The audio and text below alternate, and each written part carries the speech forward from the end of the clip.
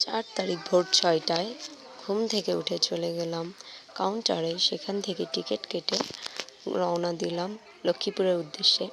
বাসে টিকিট কাটি 8টার, বাট বাস আসে 8:30টার দিকে।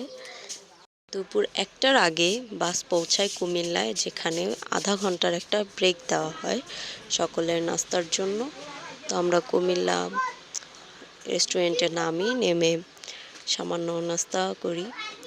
তো এখানে যেহেতু আমি এবার একা ছিলাম, তার জন্য আমি তেমন কিছু খাওয়া দাওয়া করি নাই, কিন্তু ফ্যামিলি সহ আসলে মাস্ট খাওয়া দাওয়া হয়, কারণ এখানে খাবারগুলো খুবই ভালো হয়। আচ্ছা বলেন তো, আমার হাতের এই জিনিসটার নাম কি? এই জিনিসটা তারাই চিনবে যারা ছোটবেলায় পানি আচার খেয়েছে। যাই হোক, তারপর আবার আমাদের বাস রওনা হয়। তারপর কুমিল্লা থেকে আবার 3 ঘন্টার পথ অতিক্রম করে আমরা আমাদের বাস থেকে নামি। বাস থেকে নেমে অটো নেই বাড়ির উদ্দেশ্যে।